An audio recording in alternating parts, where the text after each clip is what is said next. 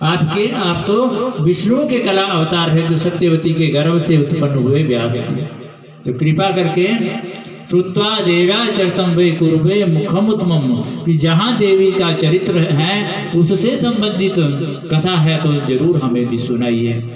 तो व्यास जी क्या कहते हैं, शृणु राजन प्रवक्ष्यामि देव्या चरितम उन्नमम, इतिहासं पुराणं च कथयामि सुविस्तरम्। कौसलेषु निपश्येत सूर्यवंश समुद्धवः, पुष्यमुद्रो महातेजा द्रवसन्देरे ते संवृता।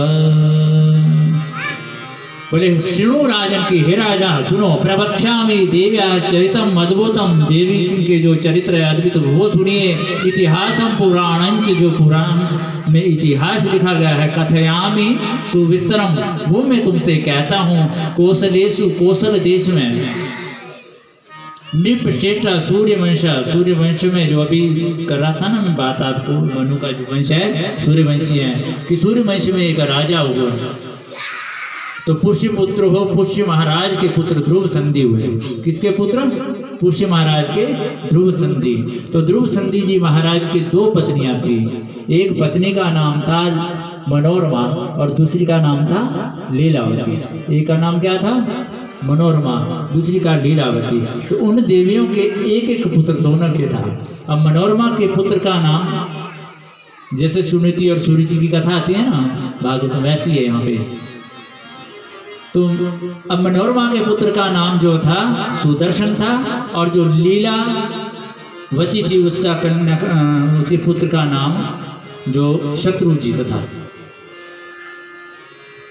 और लीलावती के भाई का नाम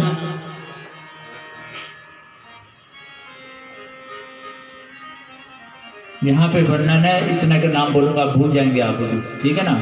दो रानियां हुई ध्रुव संधि के, कौन कौन? मनोरमा और लीलावती। अब लीलावती के पुत्र का नाम था शत्रुजीत, और जो बड़े वाली मनोरमा थी उसके पुत्र का नाम था सुदर्शन।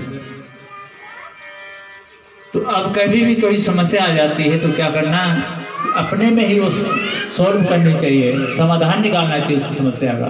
तो यहाँ क्या हुआ कि कुछ समय जैसे बीता, बच्चे छोटे छोटे थे, शिकार खेलने के लिए ध्रुव संधि जो है वन में चले गए, और वन में जाकर के मृत्यु को प्राप्त हो गए। जब दूसरे की हत्या करनी तो अपनी भी हो जाती है कई बार। तो इसीलिए तो बोलो जीव हत्या मत किया करो, क्योंकि मम मेवांशो जीवलोके जीव भूता सनातना।